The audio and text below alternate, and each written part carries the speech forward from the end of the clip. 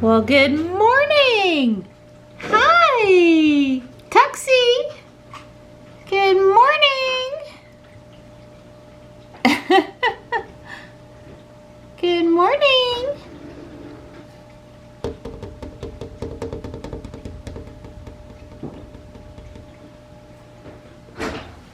So we're talking SumoBot tables, mostly Dawn and JB this morning, back and forth on Hangouts, emails and stuff. You know, how to build this one.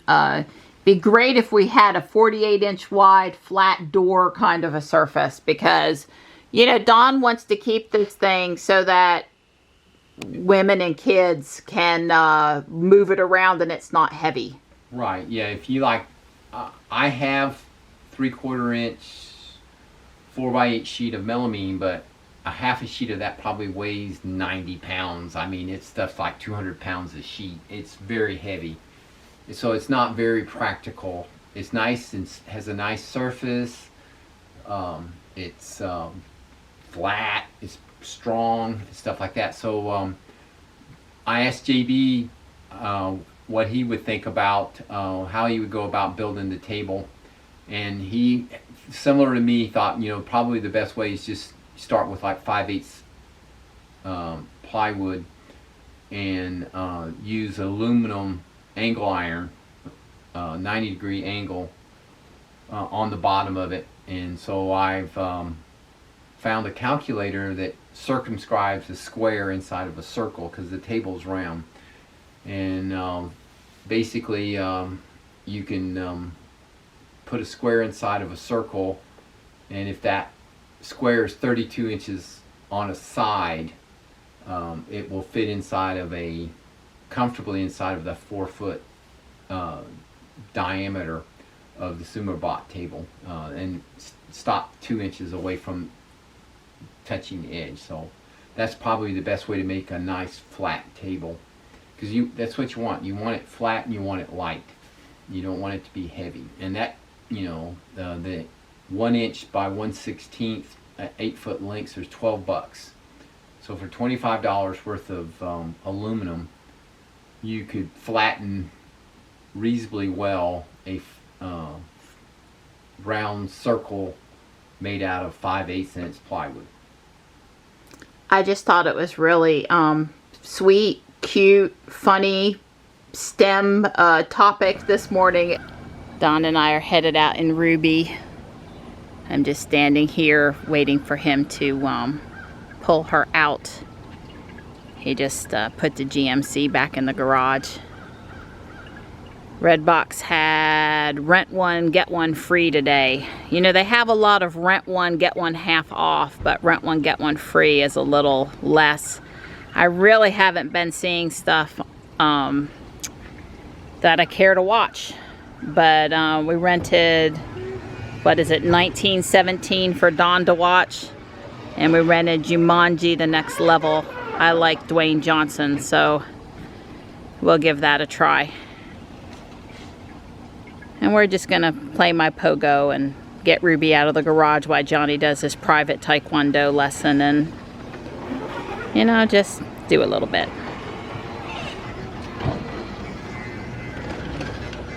I have to say the distance off of the driveway for the first piece of wood is working out good. When I'm pulling in, I'm not feeling like Ruby's coming too close to it or anything. It's worked out well where we stopped it at. Right, I think Ruby, you'd hit the flower pot before you'd hit that wood. Well, that's true too. Yep. But I think it's working good. Hey, handsome. Oh, thank you, pretty girl. Thanks for coming out for a drive with me and Ruby. Right, you're welcome. It's a nice day. I mean, it's pretty hot out there. Yeah, it's 86 to me. It feels like when I was standing in the sun waiting for you to pull out, it felt at least 90. It was pretty hot in the sun. Yeah, we were doing musical chairs with the cars today. Yep. Put the GMC back into the garage, pull Ruby out.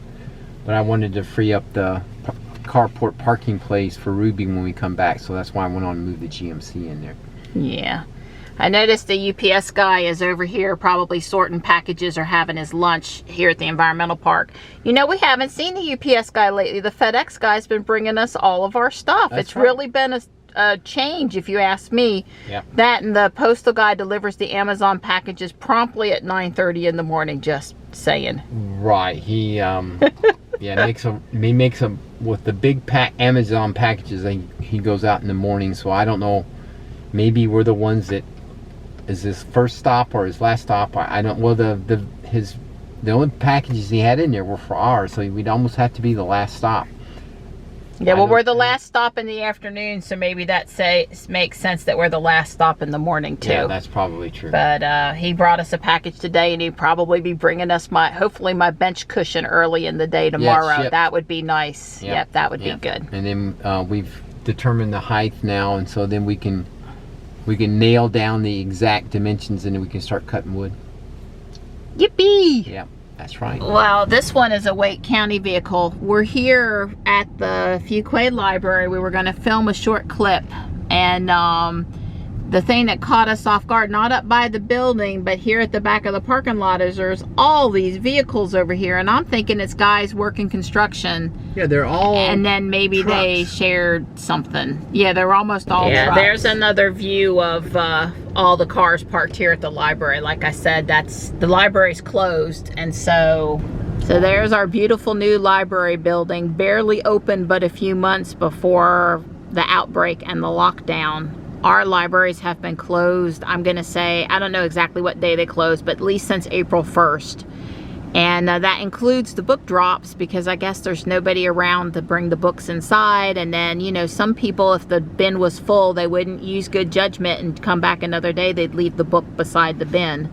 So I think, you know, they've removed the actual drop box. So if Don and I want to return a library book right now, and we do have one to return, we'd have to drive to Garner, and there's only a 2-hour window at a specific library drop box that you can put it in. And they're moving the drop box around the county, but it's at a very specific time, so it's hard to get the books over there. Now, they're not charging late fees right now. As a matter of fact, they got rid of the standard old traditional late fee system before the outbreak, and then certainly during the outbreak, when you can't return books in a regular fashion, they're not charging people. But it's a little sad.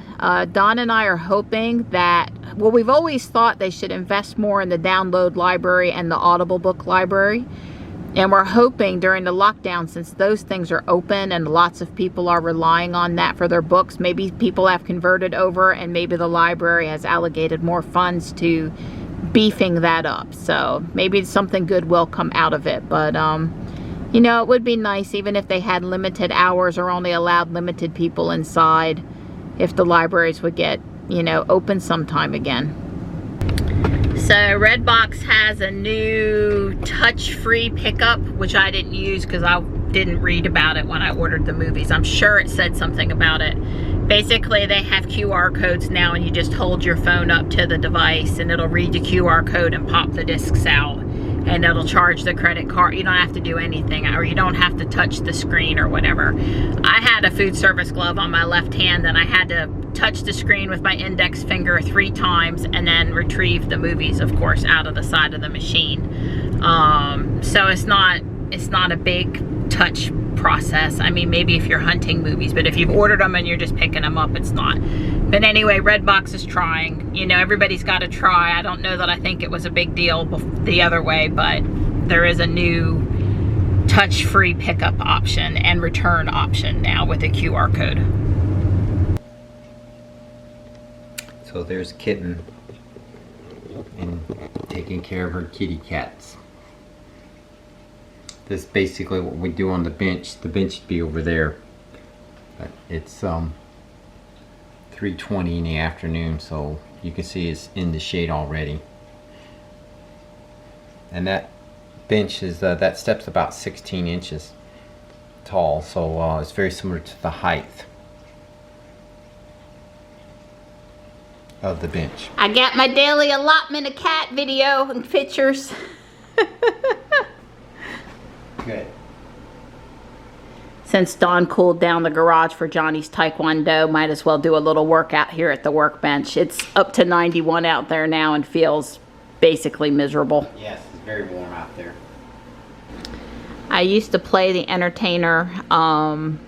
I wish I knew where my old piece of sheet music was, but I'm very excited about it. I found another version of the entertainer that's easier. I'm a lot happier now.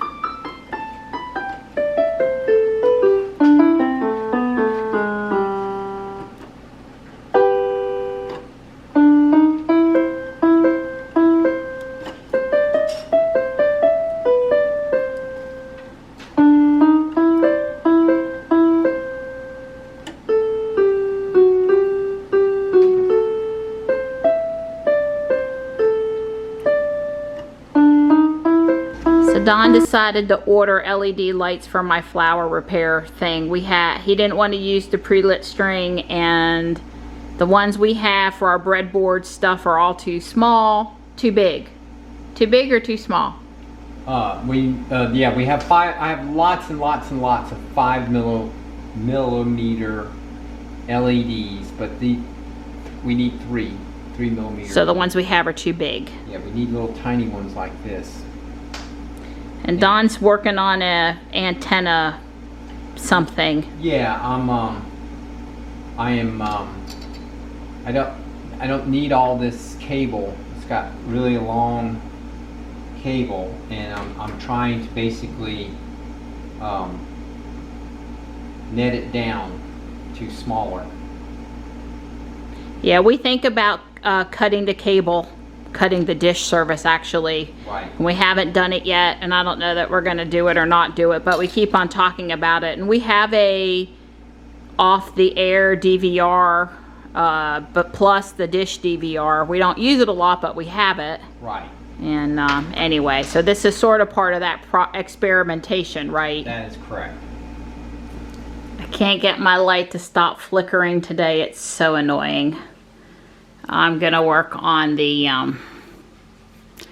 alien ship here. I do not have the large, I'm gonna call them green tusks, but I found some small white ones, and could not find 2 large white ones, but I found 2 large black ones. So I've got something for now I can put in there. I need 2 of these reflective pieces in black, and I've got it in dark gray and white. I'll just have to use dark gray.